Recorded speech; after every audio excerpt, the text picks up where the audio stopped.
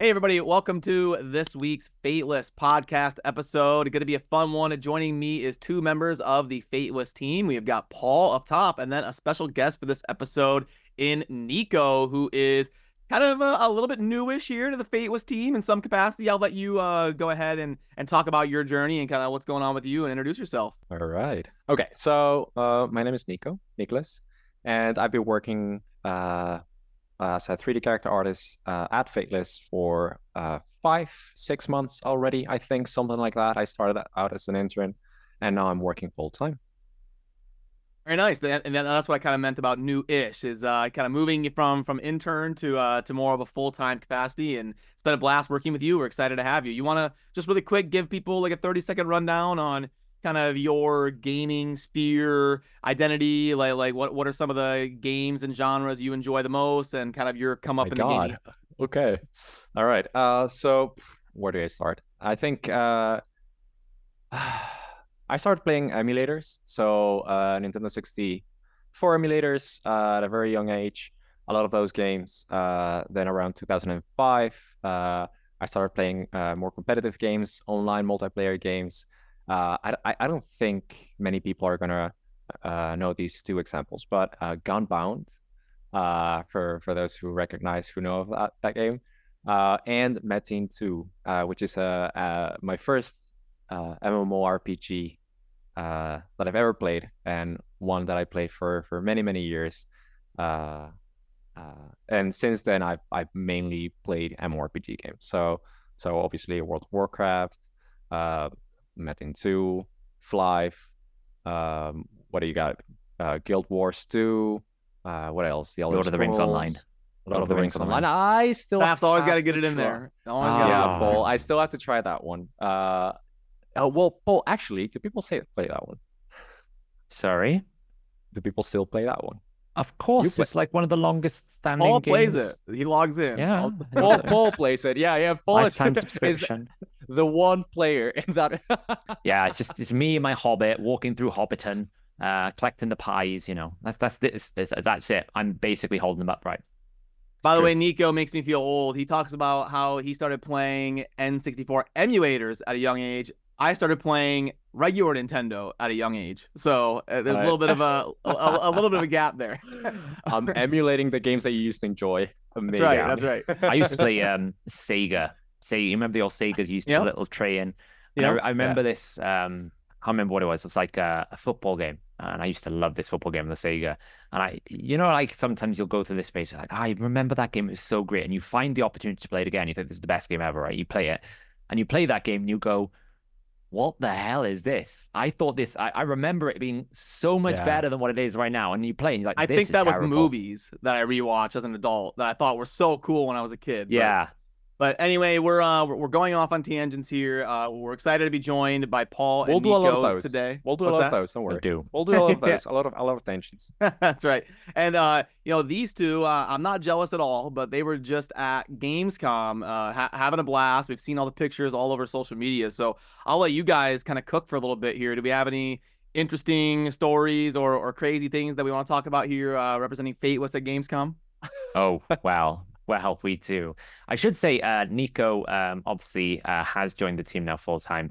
Actually, you came up originally as an intern, right? You contacted us, I think, before we get into Gamescom. I just want to double check this. You contacted us, and we were like, yeah, come along. You wanted to do some internship with us because you were still in university. I think you've just finished university as well. Yep. Big congrats in the chat and everyone in Appreciate comments. Congrats, Nico. He's passed. He's free from the jail of education, at least for a while. At least until I get my controls and get him educating more. But yeah, you joined us as an intern, right? Originally? That's true. Yeah. So I was looking for a final year internship, and I had just came back from a very bad internship experience in Germany, actually, where they. Well, basically, I'm just gonna say it was a bad internship experience. And so I was back. I didn't have an internship. I didn't have a job, so I was looking for one. I had a very tight deadline to find one. Otherwise, I would have had to either stop my education or postpone it.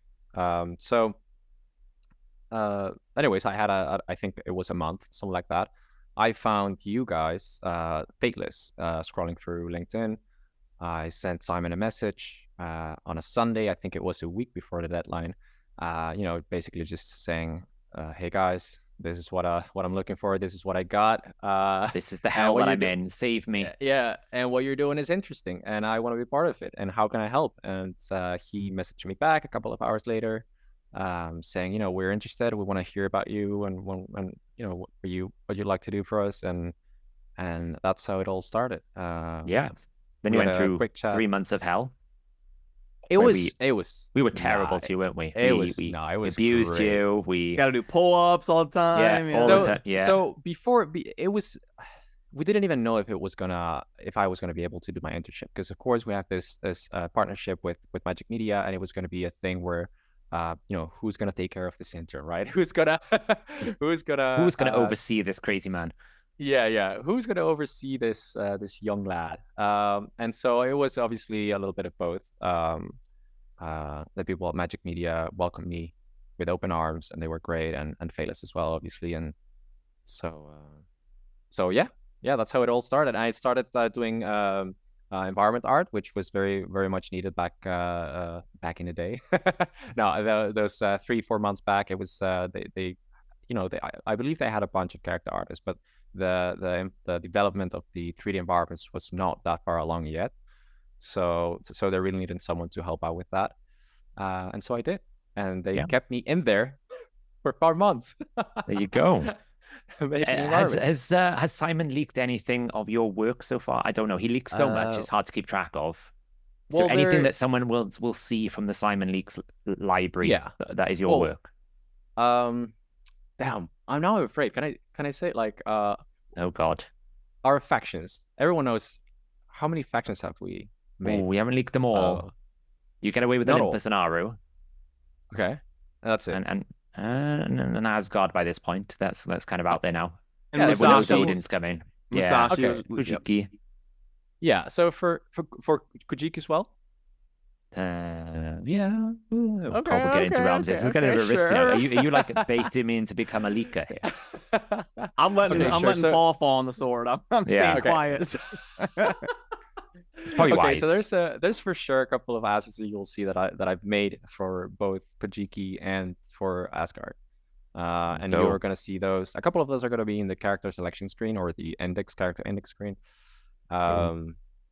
And the others are still in development, so you probably won't. So what everyone watching now needs to go in the comments and go, "I think Nico designed this," and we will probably reply and let you know if you're right. There's a little treasure hunt for this episode of this podcast. Find the assets that Nico designed in our demo video that came out this week, I think. Little hints. Yeah. Cool. But yeah, I mean, it was great. I mean, I knew some of your backstory, but we were so impressed. We decided to keep you. Really appreciate it. Yeah, no, I mean, it's been a lot of fun. It's for sure been very cool. Yeah, great team, great people. I enjoy my work. I think everyone can say the same about theirs. The part that they take in the project, the team, for sure. Yeah. So yes, now on to Gamescom. Brad, sorry, you weren't part of this Gamescom meeting, but it's all good. That was backstory I didn't know. So thank you. Yeah. You did get to go to GDC. So in the balance of the world that we're in right now, I think this is an even balance out. But I myself got to meet Nico for the first time in Gamescom. He came up and hung out for the 4 days, Wednesday, Thursday. What was it, Tuesday night as well? I can't remember exactly. No. Wednesday till Saturday. Wednesday morning, wasn't it? So yeah, we hung out. It was great fun. We had loads of tales. I don't even know where we start, to be honest. It's Tuesday now in the UK when we're recording this, so I've only been back proper for like 2 days, basically a day and a half, because I got home super late on Monday. It was like 5 a.m. by the time we got home. It was that drive home was ropey. How did you find your Gamescom, Nico? It was an amazing experience. I've never been to something like that before, like a convention or however you call such an event. It was amazing. Like the energy, the people. Also, for me personally, as someone starting his career in the gaming industry, being around so many people, so many experienced people, people that for which I have a lot to learn, and that was amazing. Like people like Alexander Bruce, which is our art director from Magic Media, and Mladen, a lot of Sam, a lot of people from that have been working for games for a long time. Very, very cool. And Gamescom itself, incredible. A ton of fun. Busy. A lot of people. We made the fatal mistake of not exploring Gamescom on Wednesday. And if anyone doesn't know how Gamescom is, it's kind of like this. It starts Wednesday, but officially for the public, it starts like Thursday. But most people don't arrive till the Friday, right? Because it goes all the way till Sunday. So you have like the trade section of Gamescom, and then you have like the public floor where, your big game developers like I think they had like Kadaya Gaming there was like this big Saudi Arabian gaming place. They had like the Hoyoverse booth. They had the Amazon Studios booth. They had like the Level Infinite booth. There's like huge stages. EA, Nexon. Crazy. It was like a massive sandworm from Dune Awakening. So that section is like the popular ones, but we were in the trade section as well. So we made the mistake of going to the popular bit and the public bit on the Friday, and that was a mistake. I haven't been. Well, I've not been to Comic-Con, but I know what Comic-Con's like now. I think cozy. For a lot of people, it's probably part of the experience. The whole incredibly crowded spaces.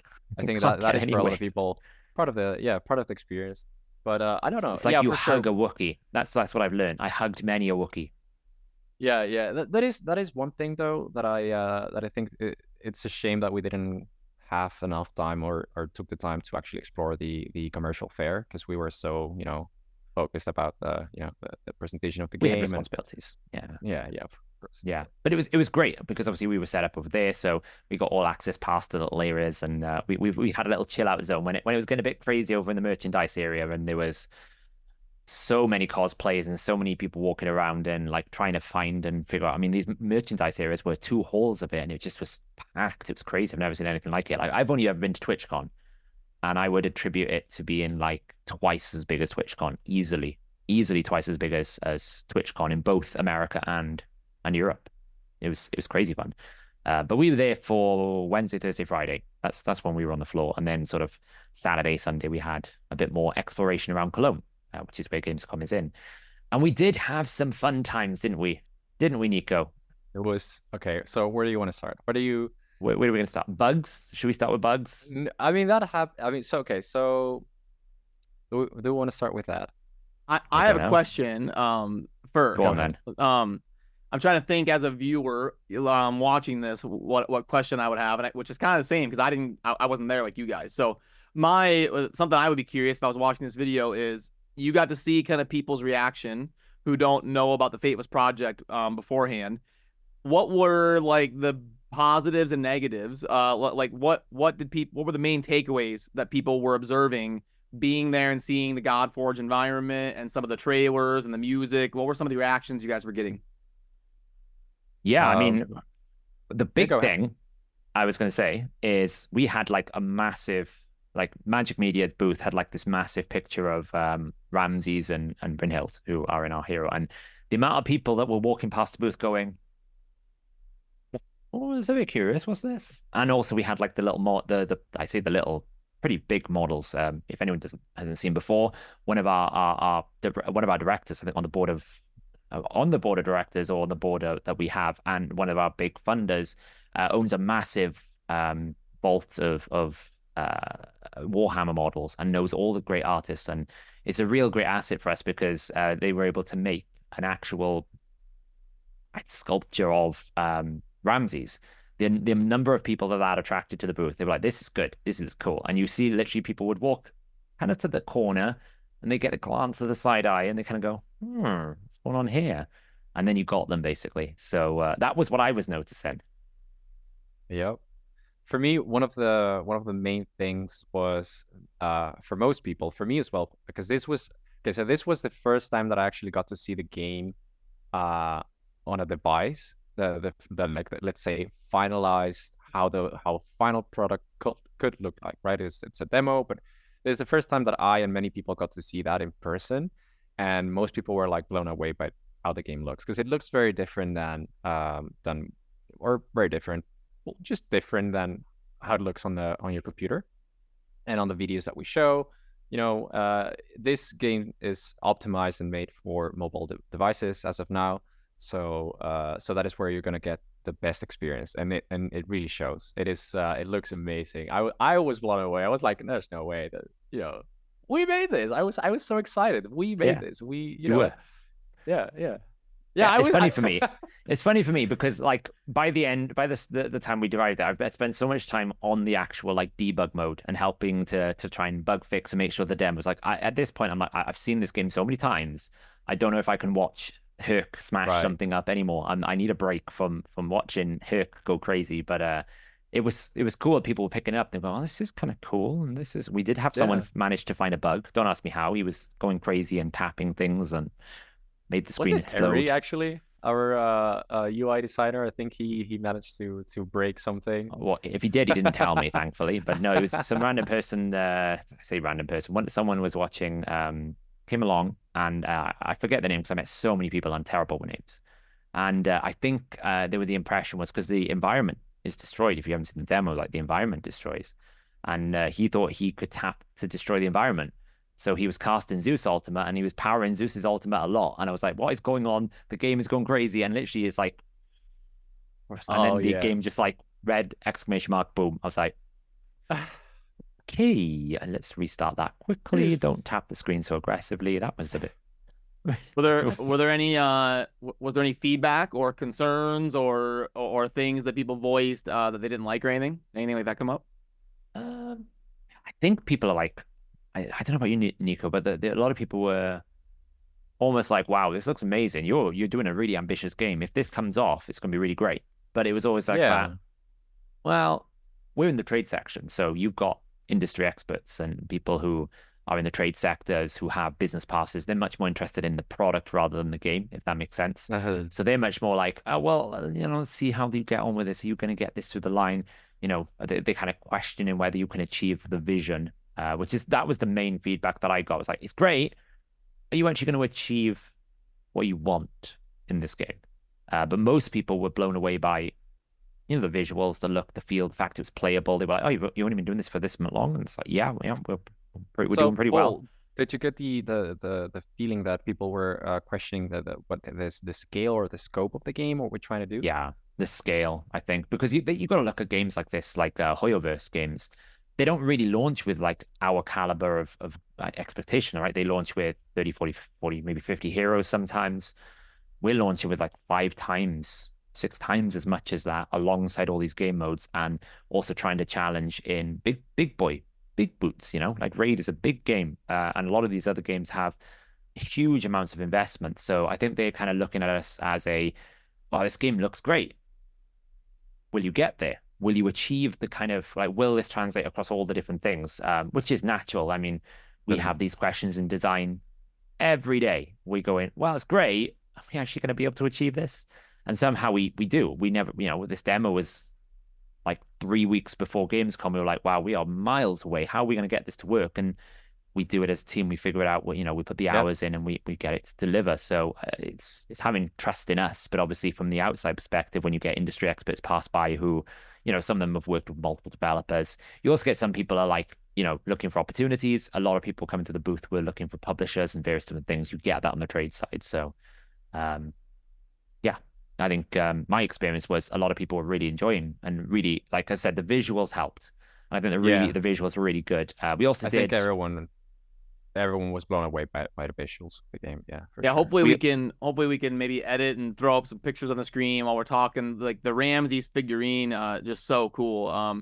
It's something that I wish we'd be able to have as part of like a collector's edition, but I mean, those things are hand painted and they would just be so expensive to mass produce at that quality. So it's going to be tough, but it is something that we'd love to kind of have as like a figurine of some sort in a device. But yeah, okay. So now I got my main question out of the way. So now if you guys want to talk about your bugs or whatever craziness was, I'm glad I didn't experience some of these things, but yeah, now go ahead. Well, as you do with all these events, well, you got to eat, right? You need to go out for meals. One of the best things about doing these types of events is the amount of time you get on face to face, right? We're a remote company. We're international. We have people in all continents, all working on the same project. and it's an opportunity for us all to kind of spend some time together and talk. So in the evening, you go for a nice meal, and on the menu, what was there, Nico? What were you so excited about? I mean, this I've never seen. It's like a kid at Christmas. I've never seen someone so excited about this. Like he was like a little happy child on the corner. Yes, yeah. I am someone who likes to try new things in life, and when I see something that I've never tried, that I get very excited because and even more so if I get the chance to try it. So in this case, I got to try bugs. They were in a menu, and I was like, okay, I've never experienced these something like this. I've never been to a restaurant where they serve bugs. So let's go for it. Let's try it. And they were literal bugs. Yeah, they were bugs, and they were. It was like a worm bargy, which is like yeah. I'm like, everyone's this is better. I'm like, it's probably because the bargy's in there. I'm not gonna lie. They don't really taste like anything. They don't. There's no real flavor to them. It's just like they're roasted, and you put them in your mouth, you eat them, and that's it. I apologize to any viewers that are queasy. I would not have been joining you in that. You probably okay. So even we'll for throw me, a picture up, right? Even for me, I kind of had to, kind of like put myself in a mental space where I was not thinking about the fact that I was eating bugs. So I would just grab them, put them in my mouth, and it's just like whatever. You were so excited. That is a lie. Okay, I was there. I was witness. You were in no other mental state other than this is so cool. I get to eat bugs. Okay, that was your mental state. I saw it all over just your Nico, face. or was like Simon doing this, or well, I mean, Dan was like, I'll give it a go. Other people like Molly and the team. She basically was like, well, give it a go. I looked at it. I was like, no. I feel like she was even more excited than I was to try it or not.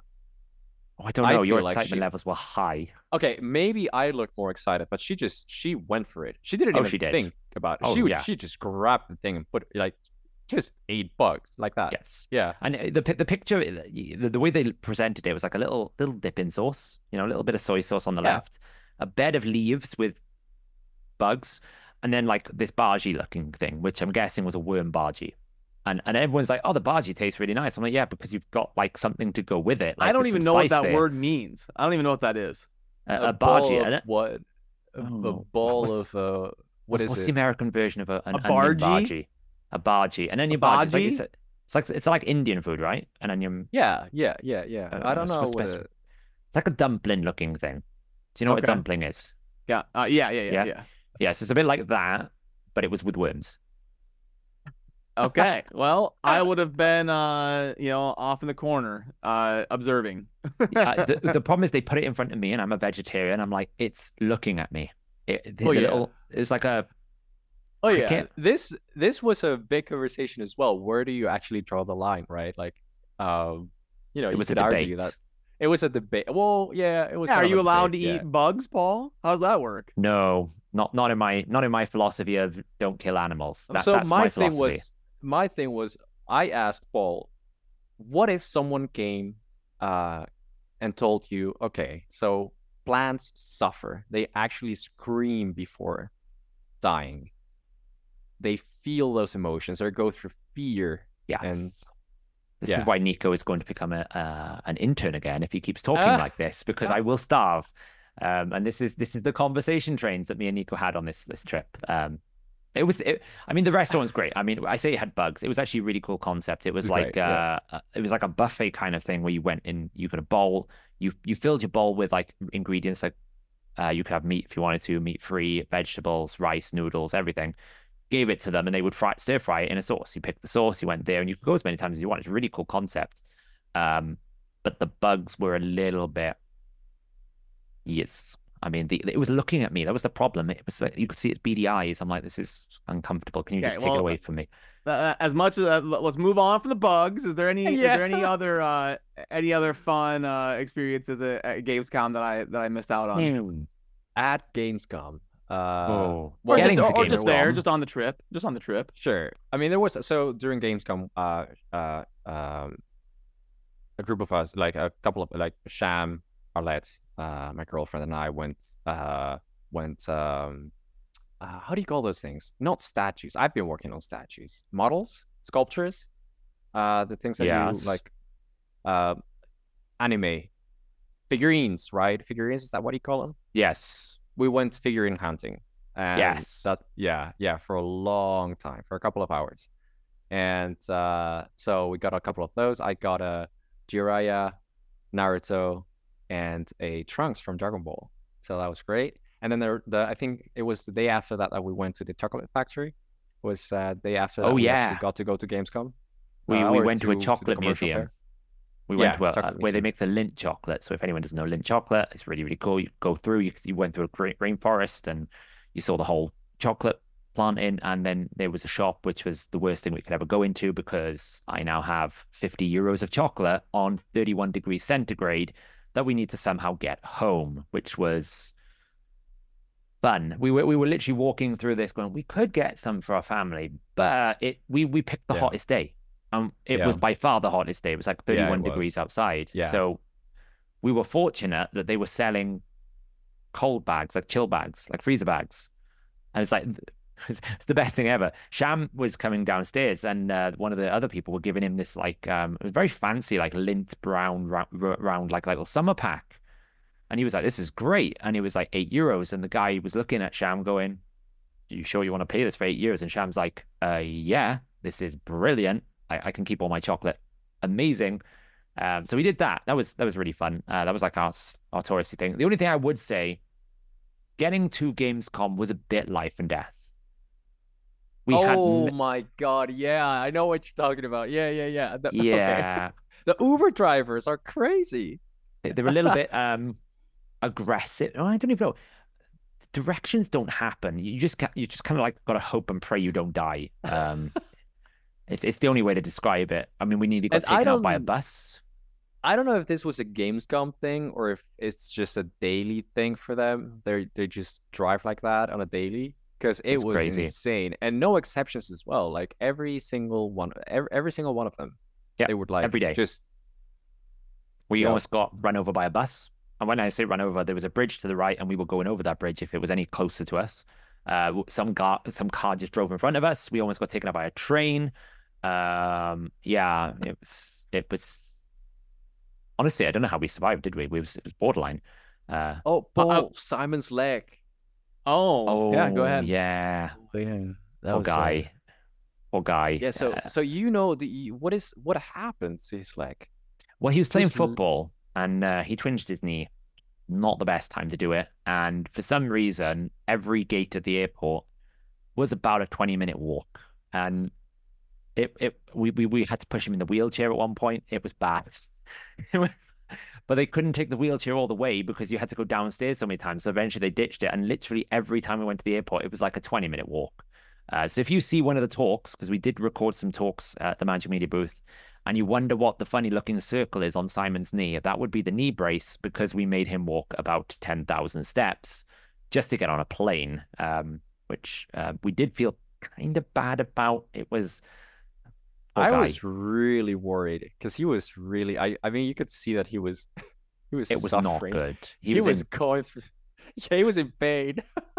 And the thing is, if you'll know this a bit with GDC, right, Brad? It's a lot of walking every day. But with Gamescom, you're in this convention center, which I can only describe as like pods with walkways, in the sense that you have these like massive industrial buildings, and then in between each building, there's like a little escalator down, and you have like this middle bit, and then you can either go down or you can go up to the next pod, right? Because every pod has like 2 floors. You can't get out of this place. It is, once you're in, you can't get it. There's no way. Nico did, but that's another story. But you can't get out. Like, it's just like pod after pod after pod. So you're walking across this. So to get to wherever you need to go, it's almost like, well, you start in building 2, and it'll go like building 2, 3, 4, 10, because 9 and 6 are in a different place, and you go down, up, and it's, if you walk from one end to the other end, it's probably, it must be like half a mile easily. Yeah, this is something I learned at like GDC. So I used to be a bartender, and I used to be trained for this. I used to be on my feet 12 hours a day. But going to like GDC, you walk half a mile and then you stand somewhere for an hour. Then you walk half a mile, you stand for an hour. You don't sit down for like 16 hours, and it just destroys your feet. And I was like, okay, I need to like train for this next time to go to like. And that was it. I mean, I got lost in the place. I was talking to Mladen and Sam. Everyone. Well, you guys went off towards the end of the day, and I was literally just saying goodbye to Mladen and Sam, saying we were heading out because we were going to go back to the hotel before we went for food. Got caught in a conversation for 2 minutes, turned around, and everyone was gone. And by this point, I was like, okay, well, I'll just make my way to the exit. And there's 4 exits. So you follow the sign to the exit, and then the sign stops, but there is no exit. And then you're like, I'm stuck. At one point, I was in like this. The only thing I can describe is like, you know how airport terminals are like this very long, straight, wide sort of thing, right? You've got gates shooting off and various, but you walk a long distance in an airport terminal. It was just full of people. I couldn't see where I was going. There was cosplay. I thought I was going to the exit. I was actually going to the cosplay event. Didn't really want to attend the cosplay event. I was surrounded by Transformers, like furries, Wookiees, and Jedis, and it's like I don't know where I am. And I remember Dan was calling me. He was like, "Where are you?" I'm like, "I'm trying to leave. I can't. They won't let me out. I'm like stuck in this building because like this boom boom. It was awful. I couldn't get out. It was a bad moment in time. That could be its own YouTube video right there. Paul getting trapped at the cosplay convention. But I will say, a side comment, I think it's kind of cute that you think 31 Celsius is hot. It is for me. Come on. So 31 Celsius is like 87 Fahrenheit. Okay. So here where I live this week, it's 40 Celsius this week. Oh God, you need to leave. Get out of there. Which is 103 or so Fahrenheit, which has been like, it's been like 101, 102 Fahrenheit where I live this week in Nebraska. Just crazy. Henry said this as well, right, Nico? He lives in Portugal, and he was like, I was like, it's gonna be really warm Saturday. He was like, it's like been 42, and I'm like, you need to leave Portugal. He actually said with a straight face that it was cold. He said like he was not joking. He said it was cold. Yeah, this is this is a normal day. What? What the? It's like just like the hell. Henry's our UI our UI. Yeah, expert. He's great. He's amazing. Yeah, that's awesome that he got to. His introduction to kind of meeting us as a crew was he did my thumbnails years ago, like 4 years ago. Met him through doing raid content, and then here he is years later. Well, is there anything amazing? One thing about Henry, never play pool with him. Never play pool with him. Okay, I've never been beaten in a sport so hard in my life than when I played pool with Henry. It's just we were playing pool because the hotel we were at was a great hotel. They had a pool table, and we were playing a bit of thing. And Henry goes, I'm not very good at pool. And I was like, well, that's okay. This is great. I'm terrible at sports. My sports is like, you see me play Top Golf, Brad. It's not a good experience. It's like 50-50 if I hit the ball. Can we pull up the clip of the Fateless golf? Can we put that edit that in the video here? My legs go in different directions. So when I'm playing pool, it's very similar. I'll go through this, like I'll pot 3 things and people are like, oh, good, he's really good. And then I'll have the next 10 minutes is awful. It's terrible. Yeah. Anyway, we were playing this. I was like, this is great. Yeah, me and Nico basically went for, we played a game of, I think, 20-minute pool, which I did win but we didn't reinvent the rules because we kind of both potted the black a bit too early and yeah, doesn't matter. That's fine. Our level was great. It was the best version. Anyway, we were playing Henry. Henry goes, I'm not very good at pool. I'm like, okay, cool. This is great. Take some shots. Cool. Boom, boom. And then Henry starts doing the hand pose. You know, when the same thing like Brad, when you walk up to play golf, Brad, and I can watch you and I'm like, he knows what he's doing. He's been playing golf a long time. He literally walks up and he starts putting his hand on the table. Hot. I'm like, oh no, this is not going to end well. I kid you not, he beat me by trick shotting the ball off the bumper into the black ball and potted it into the side pot. And then he said, oh, last time I played it was 10 years ago. And we're like, okay, dude, sure.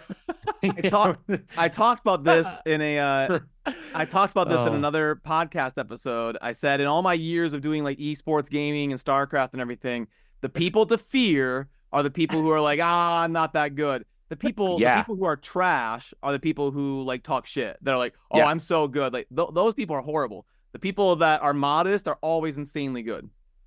Well, Yes, yeah, Paul. because the thing is, Simon plays in a pool league, right? He plays in a team, and Jack's pretty good at pool as well. And they were like going, "Oh, well, he's going to have to like get this on an angle here," because it was like on the edge of the pot, so it's very difficult shot to hit because if you bounce it too much off the ball, like you're going to hit the edge of the bumper, it's going to bounce away. They're all like debating it. Henry just comes along, pop, bottom ball, bim, and he's like, I'm like, wow, yeah, like he was not really even trying. He was just no. I was so no emotion, no mercy. He just goes and does it. I've never been annihilated so hard. Honestly, I was just like, I'm done. I was breathless. Awesome. I was like, I love it. It's just the way he was like, yeah, I'm not very good. I'm like, I was like, quietly, because I knew Simon. I would have instantly known. I'd have been like, oh, I'm not playing this guy. I would have instantly known. I'm like, it was just a great, and Henry's like such a great person to be around because his personality is really calm. And if you're ever stressed or nervous, just sit next to Henry. You'll be super chill. He'll just listen to you. Yeah, he's a great guy. Very, very, very easy to talk to, and very great listener. Very humble, very chill, very cool. Yeah, great guy. The real question, though, Nico, do you still have your Tamagotchi? I have 4 of them. If You're not 4? More. Yeah, so we went to this networking event party. What was it? A cocktail party? It was with like Stash. Yeah. And they were handing out these Tamagotchis, right? Is that how you pronounce it? Tamagotchi? The thing from like the 90s where it's like a pet that you keep alive in your pocket. Yeah. I haven't seen one of those in 25 Well, years. this was the excitement, right? We were like, oh my God, we can get Tamagotchis. Never mind the network and the drinks, Tamagotchi. And it was freebie. Always wanted to have one of those. I never had one, and I was so happy to get one. To get 4, actually. They were so cool. You had 4. Yeah, Jack had quite a lot as well. At a certain point, we were just sitting somewhere in the hotel. We were in the bar. Playing. All of us just playing Tamagotchi. We got back to the bar, and there was this family across the other seat, and we were all like, "Oh, let's pull out the Tamagotchis." That was a mistake because it beeps. So all you literally hit was like beep beep beep beep beep beep beep beep. We're just like cleaning poop and injecting the this family over here was looking like, the hell is going on? It's like 8 people on this little Tamagotchi beeping constantly, and every interaction of the button was a beep. It was it only lasted 10 minutes because then we realized that it's very featureless. Like games today got a lot more features than a Tamagotchi, but it was the best 10 minutes of our night, really. And they have these specifically have an insta kill or reset button. So if you press it by accident, it's your pet is gone forever. So it was a little bit of it's a bit awkward because you actually didn't know that's what the reset button did until you did it, and you're like, oh, Eve is dead. There goes. Well, there he goes. Yeah. Some of us realized you could put the little tab back in the battery as well, because it was quite frustrating because it was pooping every 5 minutes, and then it wanted an injection, and it was like, it's 11 o'clock at night. We haven't got time for this. This is too much. But it was cool, and that's kind of like a cool little thing. Like we were just there, and it was a great event. Stash is it's a company that is being run by, I think, the former founders of Twitch. It's like a company that develops platforms for applications on PC. I don't know about Plural, but I believe Justin Kahn was the founder of Justin TV and then Twitch. He's him and his business partner, I think, own this company now. That's their new venture. So they basically make like an interface between an app and a PC client, which is really cool party. It was like in this very nice outside courtyard thing around some buildings. Like had a nice little ivy bush, and so, it was really cool. There was this guy who was very passionate about the idea of eradicating eliminating toxicity, right? From games. Yeah. So actually, it's a cool concept, but for me, in a lot of games, toxicity is part of the gameplay. we should save this. I have some hot takes on this one. We should save this for a podcast episode, I think. Sure. All right. Fair enough. Toxicity in gaming and how much is acceptable. Yeah. And what is free speech and what isn't? What should we allow? What shouldn't we? I think that's a hot topic for an episode. Yeah, that's definitely one that we'll talk about. Yeah. Nico is very toxic to me in real life. I have to say. Not true. Wow, I don't know. Statements of "what are you" were stated publicly. Apparently, eating food in specific orders is also a weird thing to do. It sounds like you guys had some hot debates on vegetarian and what's acceptable. Yeah, it was a lot of fun. Sounds like I missed out. I don't even know what you were calling me for, like why I said what. I can't even recall why you said "what are you." But I think I was trying to say something else. I think I was trying to say "who are," and you said "what." I was gonna say something else. Probably, yeah. Who are you, or what are you trying to do, or something like that. And for some reason, that's what came out of my mouth. What are you? And in a very aggressive, very very aggressive tone. Like, and we were just, everyone lost it. Wasn't it? What the hell? I don't know what it was. Like I was just doing. I think I was eating sweet potato cubes with my no vegan burger very happily. I was eating my sweet potato cubes, and everyone was just like, "What are you?" I don't know. Just because I'm eating things in order. Apparently, that's a weird thing to do.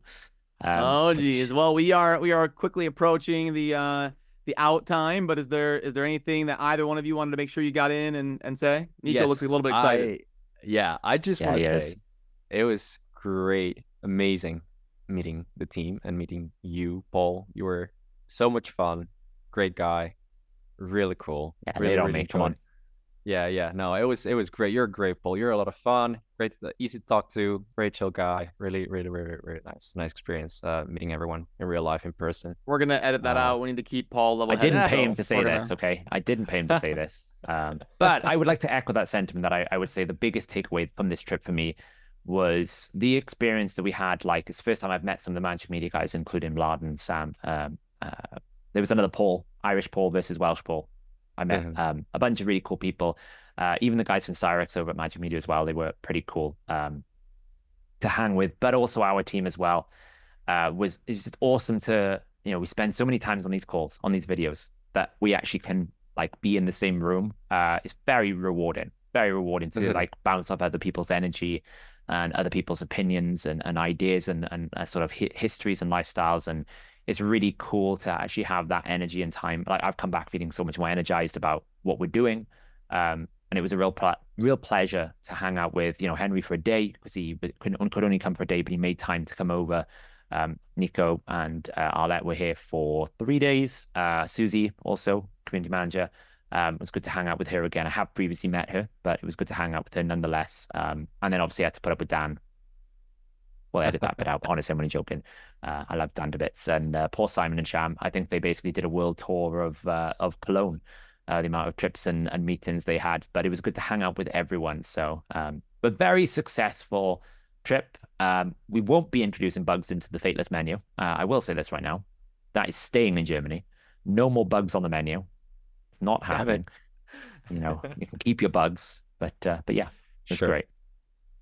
Awesome. Well, thanks guys. Thanks for joining and kind of giving the update on how Gamescom went and telling some fun stories. That'll do it for us on this episode of the Fateless Podcast. We'll have all the links down below for you to join the Discord server and get in there on the chats about the game and helping out with the design and different input going on. We've got a lot of exciting things coming up soon, different betas and different test phases and also stuff you're not going to want to miss being a part of that over there. So thanks, Paul, Nico. We will see you soon in the next Fateless Podcast episode. Cheers.